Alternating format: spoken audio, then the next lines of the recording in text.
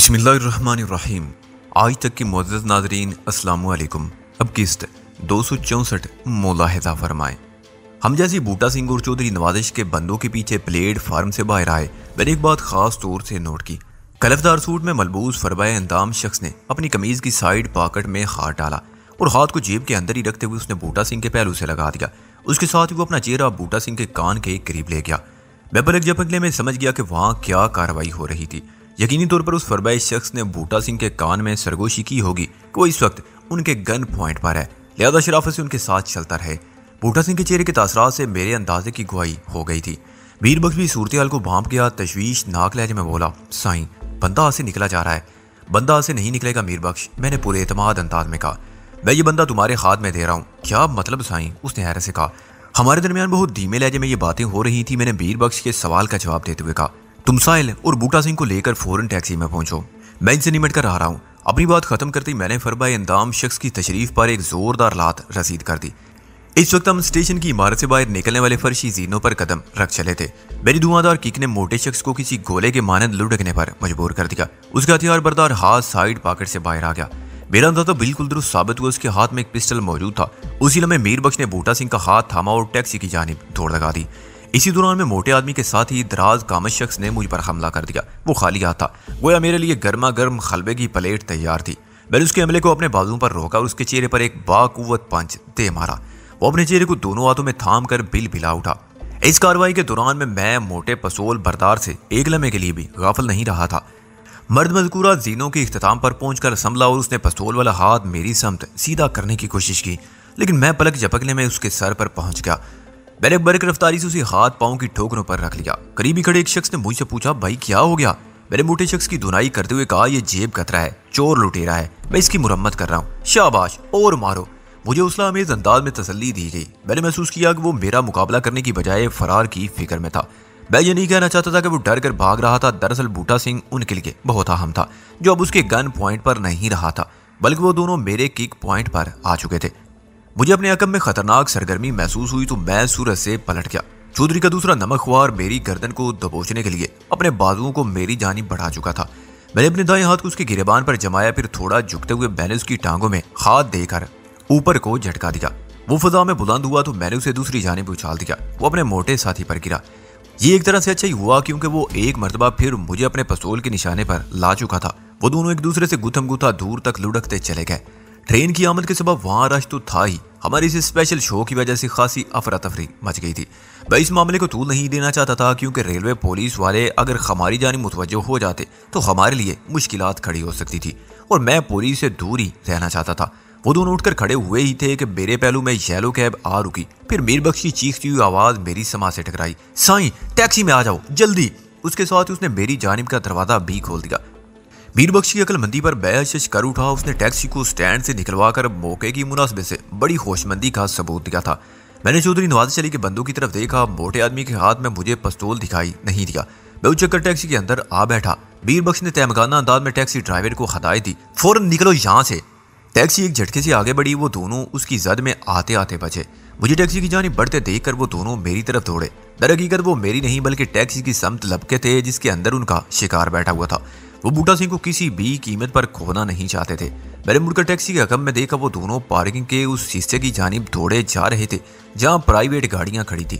اس کا ایک ہی مطلب تھا کہ وہ اپنی گاڑی میں ہمارا تعاقب کرنے کا ارادہ رکھتے تھے۔ ڈرائیور نے سراسیمہ آواز میں کہا، سر جی یہ کیا چکر ہے؟ چکر کچھ نہیں بھائی، میں نے جلدی سے کہا۔ وہ دونوں بدماشی کر رہے تھے، ہمارے مہمان کو لوٹنا چاہتے تھے۔ میں نے انہیں تھوڑا سبق سکھا دیا ہے، ایسے اٹھائی گیروں اور لٹیروں سے ڈر کر نہیں رہنا چاہیے۔ ٹیکسی ڈرائیور میری وجہ سے مطمئن نہیں ہوا، تاہم اس نے خوفزدہ آواز میں پوچھا، چلنا کہاں ہے؟ ایئرپورٹ۔ بے اختیار میرے منہ سے نکل گیا، ایئرپورٹ؟ بوٹا سنگھ نے حیرت سے دہرایا اور میر بخش کی طرف دیکھنے لگا۔ ہم تو گارڈن ویسٹ جا رہے تھے، آپ لوگ وجدان کا نام استعمال کر کے میرے ساتھ کوئی دھوکہ تو نہیں کرنا چاہتے؟ بوٹا سنگھ کی ان کلمات سے میں سمجھ گیا کہ میر بخش اسے ہمارے بارے میں مختصراً بتا چکا تھا، اس لیے وہ پرسکون اور خاموش بیٹھا ہوا تھا۔ میں نے صورتحال کو سنبھالتے ہوئے کہا، بوٹا جی ہم گارڈن ویسٹ ہی جائیں گے، پہلے ذرا ایئرپورٹ پر ایک ضروری کام ہے۔ میر بخش نے اسے تسلی دیتے ہوئے بتایا، ہم نے اگر تمہیں دھوکہ دینا ہوتا تو چودھری نوازش کے بندوں سے چھڑاتے ہی نہیں۔ تمہاری اطلاع کے لیے عرض ہے کہ وہ لوگ یہ بات بھی جانتے ہیں کہ تم اپنے کسی دوست کے پاس گارڈن ویسٹ جا رہے ہو، اس لیے بھی ہم براہ راست ادھر کا رخ نہیں کر سکتے۔ میں تھوڑے تھوڑے وقفے سے مڑ کر پیچھے بھی دیکھ لیتا، جلدی ایک سفید شیڈ میری نظر میں آ گئی۔ وہ بہت تیز رفتاری سے ہمارے قریب پہنچنے کی کوشش کر رہی تھی۔ جب وہ ایک محدود فاصلے پر پہنچی تو میں نے پیسنجر سیٹ پر بیٹھے ہوئے موٹے تازے شخص کو پہچان لیا۔ وہ چودھری نواز علی کے انہی 2 بندوں میں سے ایک تھا ریلوے اسٹیشن پر جن سے میری مٹھ بھیڑ ہوئی تھی۔ گویا وہ ہمارے تعاقب میں لگ گئے تھے۔ شیراڈ کی پچھلی نشست پر دراز قامت پتلون قمیض والا شخص بھی موجود تھا۔ ڈرائیونگ ایک دبلا پتلا پستہ قامت آدمی کر رہا تھا۔ اسے میں نے پہلی مرتبہ دیکھا تھا۔ میر بخش اور ساحل بھی اس تعاقب سے آگاہ ہو گئے۔ ساحل نے مجھے مخاطب کرتے ہوئے کہا، فیضان وہ ہمارے پیچھے آ رہے ہیں، آنے دو، پرواہ نہیں۔ میں نے گہری سنجیدگی سے کہا۔ میر بخش بولا، ہم نے ان کا شکار چھینا ہے، وہ آسانی سے ہمارا پیچھا نہیں چھوڑیں گے۔ ٹیکسی ڈرائیور کی موجودگی میں یہ ساری باتیں ہو رہی تھی۔ اس پر آہستہ آہستہ ہمارے جوہر کھل رہے تھے۔ ہماری مجبوری تھی کہ ہم جس قسم کے حالات سے گزر رہے تھے اس میں ہماری حیثیت ٹیکسی ڈرائیور سے پوشیدہ نہیں رہ سکتی تھی۔ اس نے بدسور ڈرائیونگ کرتے ہوئے سہمے ہوئے لہجے میں کہا، جناب آپ تو کسی پھڈے کے چکر میں لگتے ہیں، وہ لوگ آپ کا تعاقب کر رہے ہیں۔ میں نہیں جانتا آپ لوگوں کے درمیان کیا دشمنی ہے اور نہ ہی میں جاننا چاہتا ہوں، لیکن خدا کے لیے مجھ پر رحم کریں، میں کسی مصیبت میں نہیں پڑنا چاہتا۔ اتنے اٹے کٹے ہو کر بھی بزدلی دکھا رہے ہو، میر بخش نے تنزیہ لہجے میں کہا۔ وہ سنجیدگی سے بولا، بات بہادری یا بزدلی دکھانے کی نہیں، پھر کیا بات ہے مسٹر؟ میں نے پوچھا۔ میں برائے پھڈے میں نہیں پڑنا چاہتا، وہ بے چارگی سے بولا۔ آپ اپنے 200 روپے واپس لے لیں، مجھے جانے تھے، یہ رقم مجھے نہیں چاہیے، آپ اور کوئی ٹیکسی کر لیں۔ اس کے ساتھ اس نے ٹیکسی کی رفتار کم کرنا چاہیے۔ اسی وقت میر بخش نے اسے ریوالور کی جھلک دکھائی۔ وہ پھٹی پھٹی نگاہ سے ریوالور کو دیکھنے لگا۔ پیسنجر سیٹ پر براجمان میر بخش نے ریوالور پر ہاتھ پھیرتے ہوئے ٹھوس لہجے میں کہا، یہ بالکل اصلی ہے اور بھرا ہوا بھی ہے، کہو تو چیمبر چیک کرا دوں۔ نہیں، ٹیکسی ڈرائیور اکلایا۔ میر بخش نے پاٹدار آواز میں کہا، اپنی توجہ کو ڈرائیونگ پر مرکوز رکھو، باتیں تم اس طرف دیکھے بغیر بھی کر سکتے ہو۔ وہ ٹیکسی کی سپیڈ بڑھاتے ہوئے ونڈ اسکرین کے پار دیکھنے لگا۔ اس کی سمجھ میں آ گیا تھا کہ یہاں چوں چراں کی کوئی گنجائش نہ تھی۔ شرافت اور فرما برداری کا مظاہرہ ہی اس کے لیے مفید ثابت ہو سکتا تھا۔ میں نے دوستانہ انداز میں کہا، دیکھو مسٹر، ہماری تم سے کوئی دشمنی نہیں، اگر تم خاموشی سے ہمارے حکم کی تعمیل کرتے رہے تو ہم بہت جلد تمہیں آزاد چھوڑ دیں گے۔ تمہاری آزادی خود تمہارے ہاتھ میں ہے۔ وہ کس طرح؟ وہ بے یقینی سے بولا۔ میں نے کہا، تم اپنی ڈرائیونگ کی مہارت کا مظاہرہ کرو، جتنی جلدی تم تعاقب کرنے والوں کو دھوکہ دینے میں کامیاب ہو جاؤ، ہم اتنی جلدی تمہیں آزاد کر دیں گے۔ جب ہمیں یقین ہو جائے گا کہ تعاقب کرنے والی سفید شیراڈ ہمارا پیچھا چھوڑ چکی ہے، ہم تمہاری ٹیکسی کو چھوڑ دیں گے، اپنے لیے ہم کسی اور سواری کا بندوبست کر لیں گے۔ وہ مزید اسپیڈ بڑھاتے ہوئے بولا، اس مقصد میں کامیابی کے لیے مجھے بے سمت سفر کرنا ہوگا، موقع محل کی مناسبت سے راستے بدلنا ہوں گے۔ تو بدلو راستے، اس میں پریشانی کی کیا بات ہے؟ میر بخش نے اکڑے ہوئے انداز میں کہا۔ مگر آپ لوگ تو ایئرپورٹ جانا چاہتے ہو، اس بات کو بھول جاؤ، میں نے سختی سے کہا۔ فی الحال ہمیں کہیں نہیں جانا۔ بات اس کی سمجھ میں آ گئی۔ اس کی سمجھداری میں غالب حصہ اس ریوالور کا تھا جو میر بخش نے اپنے ہاتھ میں تھام رکھا تھا۔ پتہ نہیں یہ ہتھیار کیسی عجیب و غریب شے ہے، اس کا استعمال تو جو دہشت بٹھاتا ہے وہ بٹھاتا ہی ہے، مگر اس کی خالی خولی جھلک بھی بہت سے بگڑے کام بنا دیتی ہے۔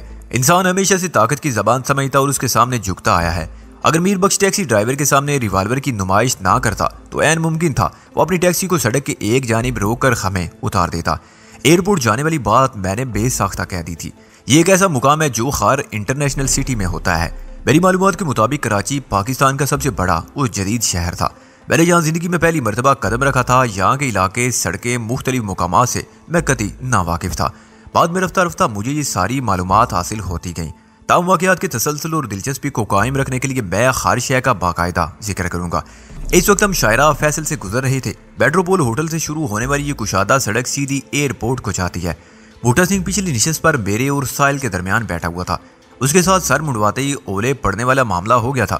میں تعاقب میں آنے والی سفید شیراڈ پر بڑی ماہرانہ نگاہ رکھے ہوئے تھا۔ ہمارے درمیان فاصلہ بتدریج کم ہو رہا تھا۔ میں نے ٹیکسی ڈرائیور سے کہا، سپیڈ بڑھاؤ۔ میں ہر ممکن کوشش کر رہا ہوں جناب، وہ بے چارگی سے بولا۔ یہ تو شکر کریں ہمیں سگنل کھلے ہوئے مل رہے ہیں، ورنہ اتنی رفتار قائم رکھنا بھی دشوار ہو جاتا۔ گورا قبرستان کے بعد اس نے رفتار مزید بڑھا دی۔ نرسری کے سگنل پر متعاقب گاڑی کو اتنا فائدہ حاصل ہوا کہ ہم ایک دوسرے کے برابر آ گئے، تاہم ہمارے درمیان 3 لین کا فرق تھا۔ شیراڈ والوں نے گاڑی کو لیفٹ ہینڈ رکھا تھا۔ رفتار زیادہ رکھنے کے چکر میں ٹیکسی ڈرائیور نے پہلی لین پکڑی ہوئی تھی۔ سگنل کھلتے ہی دونوں گاڑیاں توپ میں سے نکلے ہوئے گولوں کی مانند آگے بڑھی۔ ساحل نے کہا، یہ جہنم کی بلائیں تو ہاتھ دھو کر ہمارے پیچھے لگ گئی ہیں۔ میں نے کہا، جہنم کی بلائیں تو اپنے ہاتھ دھونے کے لیے بھی آگ ہی استعمال کرتی ہوں گی، اس لیے ہمیں زیادہ احتیاط کی ضرورت ہے۔ ان سے پیچھا چھڑانے کا ایک ہی راستہ ہے۔ وہ کون سا راستہ ہے سائیں؟ میر بخش نے پوچھا۔ ان کو واپس جہنم میں پھینک دیا جائے، میں نے سنجیدگی سے کہا۔ گویا پہنچے وہیں پہ آگ جہاں کا خمیر تھا۔ ٹیکسی ڈرائیور نے کہا، اگر مجھے پتا ہوتا کہ آپ اتنے خطرناک لوگ ہیں تو میں کبھی بھی آپ کو اپنی ٹیکسی میں نہیں بٹھاتا۔ آپ تو مرنے مارنے کی باتیں کر رہے ہیں۔ बूटा सिंह का सफरी बैग मीर बख्श ने अपनी गोद में रखा हुआ था और उस बैग की ओट ही से वो रिवॉल्वर के जरिए टैक्सी ड्राइवर को कंट्रोल कर रहा था। ड्राइवर के तबसरे पर उसने गंभीर आवाज में कहा, अब तो तुम्हें पता चल गया ना कि हम किस किस्म के लोग हैं, फिर क्या इरादा है तुम्हारा? कोई इरादा जाहिर करना मेरे इख्तियार में कहाँ है? वो बेबसी से बोला। मैंने कहा, जब तुम्हें इस बात का एहसास है कि तुम बेइख्तियार हो चुके हो तो फिर शराफत से वही करो जो तुमसे कहा जा रहा है। हम सिर्फ उन लोगों के लिए खतरनाक है जिन्होंने दूसरों का जीना हराम कर रखा है। हमारे ताकुब में आने वाले समाज दुश्मन अनासर हैं। हमारे मेहमान को कत्ल करके इससे बैग छीनना चाहते हैं। उनसे दो हाथ करना हमारा फर्ज बनता है। फिर मैंने बूटा सिंह की तरफ देखकर एक आंख दबाई और कहा, क्यों बूटा जी, मैं ठीक कह रहा हूँ ना? मैंने बूटा सिंह की बजाय बूटा जी कहकर उसे मुखातिब किया था। वो खासा समझदार आदमी था। फौरन मेरा इशारा समझ गया कि उसने खुद को सिंह जाहिर नहीं करना और मानी खेज अंदाज में गर्दन हिलाते हुए बोला, फैजान भाई आप बिल्कुल सही कह रहे हैं। साहिल ने कहा, फैजान अगर इसी तरह कार चेजिंग होती रही तो नतीजा बरामद होने में बहुत वक्त लग जाएगा और हमारे पास वक्त बहुत कम है। साहिल की बात खत्म हुई तो मैंने मुताकब शहराड और टैक्सी के दरमियानी फासले का अंदाजा लगाने के लिए अपने पीछे निगाह दौड़ाई और उसी वक्त मैं एक हाई रूफ को देखकर चौंक उठा। नीले रंग की वो हाई रूफ बहुत तेजी से सफेद शहराड के पीछे लगी थी। मुझे ये समझने में कतई किसी दिक्कत का सामना नहीं करना पड़ा कि नीली हाई रूफ सफेद शहराड का ताकुब कर रही थी। इस वक्त हम कार साथ और ड्रग रोड के दरमियान सफर कर रहे थे। यह कंटोनमेंट का इलाका है, इसलिए दाएं बाएं खासा वसी इलाका तामीरात से खाली है। इस टुकड़े में बड़ी फ्री ड्राइविंग की जा सकती है। पता नहीं नीली हाई रूफ कब से सफेद शहराड का पीछा पकड़े हुए थी। मेरी नजर बल्कि हमारी नजर में तो वो अभी अभी आई थी। मीर बख्श समेत साहिल और बूटा सिंह भी नीली हाई रूफ के अजाइम को भांप गए। साहिल ने तशवीशनाक लहजे में कहा, ये शहराड वालों के साथी भी हो सकते हैं। नहीं, मैंने दो ठोक अंदाज में कहा, फैजान ये बात तुम इतने वसूख से किस तरह कह सकते हो? अगर नीली हाई रूफ वाले चौधरी नवाजिश के बंदों के साथी होते तो उन्हें हमारी टैक्सी के पीछे आना चाहिए था। मैंने ठहरे हुए लहजे में कहा, फैजान साईं मुझे तो ये लोग चौधरी नवाजिश के मुखालफिन में से लगते हैं। मीर बख्श ने इज़ारे ख्याल करते हुए कहा। मैंने सराहने वाले अंदाज में कहा, तुम बिल्कुल ठीक नहज पर सोच रहे हो। हमारे दरमियान फासला अब इतना कम हो गया था कि नीली हाई रूफ में मौजूद लोगों को बासानी देखा जा सकता था। जिस शख्स ने ड्राइविंग सीट संभाली हुई थी वो खासा मशाक और तजरीबाकार नजर आता था। दो अफराद हाई रूफ के पिछले हिस्से में थे और उनकी निगाहें भी सफेद शहराड पर जमी हुई थी। सूरत वाज़े होगी तो बूटा सिंह ने कहा, फैजान भाई ये तो कोई नया ही खेल शुरू हो गया है। बैग में आपकी अमानत रखी, इसे महफूज रहना चाहिए। बैग मीर बख्श की तहवील में महफूज है, इसलिए उसके अंदर रखी अमानत भी महफूज ही समझो। मैंने कहा, अब तुम अपनी जिम्मेदारी से आज़ाद हो चुके हो। मैंने अपनी डायरी वसूल पाई, इसकी हिफाजत करना अब मेरी जिम्मेदारी है। शुक्र है मैं अपने मकसद में कामयाब हो गया। बूटा सिंह ने एक तवील सांस खारिज करते हुए कहा। मैं बारीक बीनी से गिरदोपेश का जायजा ले रहा था। कुछ आगे एक सड़क बाईं जाने मुड़ रही थी। उस तरफ का इलाका खासा गैर आबाद था। मैं इस बिल्ली चूहे के खेल को अब ज्यादा तूल नहीं देना चाहता था। जो भी होना था वो हो जाता। चौधरी नवाजिश अली के नमक ख्वार किसी भी कीमत पर बूटा सिंह को डायरी वाले बैग को छोड़ने वाले नहीं थे और हमारा टैक्सी ड्राइवर अभी तक इस ताकुब से जान नहीं छुड़ा पाया था। इतनी मोहलत हमारे पास नहीं थी कि ड्राइवर को हटाकर मैं खुद ड्राइविंग सीट पर आ बैठता। इस्लामाती वक्फे से वो लोग हमारे सर पर पहुंच जाते। जब उनसे दो दुआत करना ही थे तो फिर बड़ी पूरी सड़क की बजाय बाईं जानिब निकलने वाली वो रोड ज्यादा मुनासिब थी। मैंने टैक्सी ड्राइवर से कहा, वो आगे बाईं जानिब जो सड़क मुड़ रही है तुम अपनी टैक्सी को उस सड़क पर डाल दो और जब मैं रुकने का कहूँ तो टैक्सी रोक लेना। जनाब वो खासी वैरान सड़क है। टैक्सी ड्राइवर ने कहा, अगर कोई मारामारी शुरू होगी तो छुड़ाने वाला भी कोई नहीं मिलेगा। यही तो मैं चाहता हूँ। मैंने सफाकी से कहा, जी क्या मतलब? वो गड़बड़ा गया। तुम मतलब को छोड़ो साईं, मीर बख्श ने कहा। फैजान साईं ने तुमसे जो कह दिया है आंख बंद करके उस पर अमल करो। साहिल ने कहा, कहीं वाकई आंख बंद ना कर लेना। हमें ना सही मगर तुम्हारे घर वालों को अभी तुम्हारी बहुत जरूरत होगी। आंखें बंद करके ड्राइविंग करोगे तो सीधे उसने दानिस्ता जुमला अधूरा छोड़ दिया। अभी तो मेरी शादी भी नहीं हुई, वो सहमे हुए लहजे में बोला। पता नहीं आज किस मुसीबत में फंस गया हूँ। मैंने कहा, इस मुसीबत का नाम है किस्मत का लिखा और हालात की मार। अगर तुम चाहती हो तुम्हारी शादी हो तो फिर तुम्हें जिंदा रहना होगा और जिंदा रहने के लिए जरूरी है तुम बेचूओ चरा हमारी बात मानते जाओ। मानूंगा सर, आप लोगों की हर बात मैं मानूंगा। वो इस बात में सर हिलाते हुए बोला, मुझे अपनी जिंदगी प्यारी है। मैं आंख बंद करके आपके हर हुक्म की तामील का मतलब भी समझता हूँ। आप बेफिक्र हो जाएं, मैं आप लोगों को शिकायत का मौका नहीं दूंगा। आखिर के एक दो जुमले उसने साहिल के जवाब में कहे थे। अब तीनों गाड़ियां शायरा फैसले पर एक दूसरे के पीछे भाग रही थी। मेरी इशारे पर ड्राइवर ने अपनी येलो कैब बाईं जानिब मोड़ी तो उसी वक्त मेरे अंदाजे की तस्दीक हो गई। सफेद शहराड तो रेलवे स्टेशन से हमारे ताकुब में थी। उसे हमारे पीछे ही मुड़ना था मगर नीली हाई रूफ ने भी शहराड के मुड़ते ही शायरा फैसल को छोड़ दिया। लगभग आधे किलोमीटर तक येलो कैब, व्हाइट शहराड और blue high roof Rashid Minhas road पर आगे पीछे दौड़ती रही। रेलवे स्टेशन पर मैं शलवार कमीज वाले मोटे के पास एक पिस्टल देख चुका था। इसके अलावा उसके पास क्या और किस्म का असला था मैं नहीं जानता था। मैंने मीर बख्श से कहा, कोई मुनासिब जगह देखकर टैक्सी रुकवाऊंगा। تو موٹے سور کو کور کرنا، باقیوں کو میں سنبھالوں گا۔ ٹھیک ہے سائیں، وہ چوکنا انداز میں بولا۔ پھر پوچھا کیا ہم ٹیکسی کے اندر ہی رہیں گے؟ تم اور میں ٹیکسی سے فوراً باہر آ جائیں گے۔ میں نے کہا ساحل، بوٹا سنگھ اور ٹیکسی ڈرائیور ٹیکسی رکتے ہی جھک کر سیٹوں کی آڑ میں چھپ جائیں گے تاکہ باہر سے کسی بھی قسم کی ہونے والی فوری فائرنگ سے محفوظ رہ سکیں۔ ایک لمحے کو رک کر میں نے گرد و پیش کا جائزہ لیا اور کہا ہم دونوں ٹیکسی سے باہر آتے ہی ٹیکسی کی آڑ لیں گے۔ تم شلوار قمیض والے موٹے شخص کو اپنی نگاہ میں رکھنا، ایک آدھ بندہ پھڑکانا بھی پڑ جائے تو پرواہ نہیں، ذرا چودھری نوازش کو بھی پتا چلے کہ اس کے دشمن کا بیٹا کیا چیز ہے۔ اس کے ارکاروں نے میرے بہت سے دوستوں کی جانیں لی ہیں، لاشوں کی کچھ نذرانے اس کی خدمت چودھریہ میں بھی پہنچنے چاہیے۔ آپ نے دل خوش کر دیا سائیں، بیر بخش نے مسرور لہجے میں کہا۔ اب مجھے کوئی پرواہ نہیں، میں تو آپ کی وجہ سے ہاتھ روکے بیٹھا تھا۔ پھر میں نے ایک مقام پر ڈرائیور کو ٹیکسی روکنے کو کہا۔ راشد مناس روڈ پر اب خم خاصا آگے آ گئے تھے۔ ڈرائیور نے اللہ کا نام لے کر ٹیکسی روک دی۔ اس سے پہلے کہ میں اور بیر بخش ٹیکسی سے باہر آتے، سفید شہراڑ ہمیں اوورٹیک کر کے 15-20 فٹ آگے رک گئی۔ چودھری کی گماشتوں نے گاڑی اس زاویے پر روکی کہ اگر ہم چاہتے تو آگے نہیں بڑھ سکتے تھے۔ اسی وقت نیلی خائی روف نے ہم دونوں کو اوورٹیک کیا اور شہراڑ سے کچھ فاصلے پر رک گئی۔ سفید شہراڑ ٹیکسی خائی روف کے درمیان پھنس کر رہ گئی۔ میں نے ٹیکسی کے دروازے کو کھولنے کے لیے ہینڈل پر ہاتھ رکھا تو ایک منظر نے مجھے چونکنے پر مجبور کر دیا۔ بیر بخش بھی وحشت زدہ انداز میں خائی روف کی طرف دیکھنے لگا۔ ساحل، بوٹا سنگھ ٹیکسی ڈرائیور میری ہدایت پر ٹیکسی رکتے ہی محفوظ پوزیشن میں جا چکے تھے، اس لیے وہ اس سنسنی خیز منظر کو نہ دیکھ سکے۔ ہائی روف بریکوں کی تیز چرچراہٹ کے ساتھ رکی تھی، اس کے ساتھ ہی گاڑی کا سلائیڈنگ ڈور کھلا اور پچھلے حصے میں سوار دونوں افراد اچھل کر باہر آ گئے۔ وہ دونوں مسلح تھے، ان کے ہاتھوں میں چمکتی ہوئی کے کا روح سفید شہراڑ کی جانب تھا۔ وہ چیتے کی مانند جسٹ بھر کر شہراڑ کے قریب آ گئے، پھر ان کی کے کلاشنکوف شہراڑ پر گولیوں کی برسات کرنے لگی۔ شہراڑ میں موجود تینوں افراد سکتے کی سی کیفیت کا شکار تھے۔ گنوں سے نکلنے والے برسٹوں نے شہراڑ کا ستیہ ناش مار دیا۔ ونڈ سکرین، سائیڈ سکرین اور گاڑی کی باڈی لہو لہان ہو گئی۔ جب گاڑی کا یہ حشر ہوا تو اس کے اندر والوں کا کیا حال ہوا ہوگا، اس کا اندازہ آپ بخوبی لگا سکتے ہیں۔ میں نے چودھری کے پالتو کتوں کو تڑپ تڑپ کر ٹھنڈے ہوتے ہوئے دیکھا۔ یہ سب کچھ بمشکل 5 سیکنڈ میں پیش آ گیا تھا۔ شہراڑ میں موجود تینوں افراد نابود ہو گئے۔ کلاشنکوف بردار افراد نے شہراڑ کے اندر جا کر اپنا اطمینان کیا اور ہماری ٹیکسی کی جانب قدم اٹھانے لگے۔ وہ بہت نازک لمحات تھے۔ خائی روف والوں کی لمحاتی کارروائی نے ہمیں ٹیکسی سے نیچے اترنے کا موقع نہیں دیا تھا۔ خوفناک برسٹ کی آوازوں نے ہمارے ساتھیوں کو سانس روک کر چھپے رہنے پر مجبور کر دیا۔ میں اور بیر بخش آنے والوں کی جانب متوجہ ہو گئے۔ وہ دونوں ہماری ٹیکسی کے قریب آ گئے۔ کسی لمحے کچھ بھی ہو سکتا تھا، تاہم کچھ بھی نہ ہوا۔ گن بردار افراد ٹیکسی کے نزدیک پہنچ کر کلاشنکوفوں کا رخ زمین کی طرف کر دیا۔ ان کے چہروں پر بھی مجھے دوستانہ تاثرات نظر آئے۔ میرے سینے سے اطمینان بھری سانس خارج ہوئی۔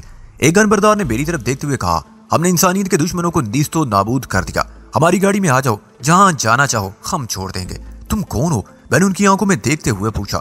اس نے ٹھوس لہجے میں جواب دیا ہم تمہارے دشمنوں کے دشمن ہیں، اس رشتے سے تم ہمیں اپنا دوست سمجھو۔ ابھی تھوڑی دیر میں یہاں پولیس آ جائے گی۔ یہ ٹیکسی ڈرائیور ریلوے اسٹیشن سے یہاں تک تم لوگوں کے بچاؤ کے لیے کچھ نہیں کر سکا۔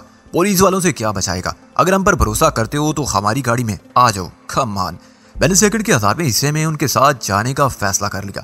اسی دوران میں ہمارے دیگر دونوں ساتھی بھی سیدھے ہو چکے تھے۔ میرے اشارے پر وہ ٹیکسی سے باہر آ گئے۔ میں اور بیر بخش بھی نیچے اتر آئے۔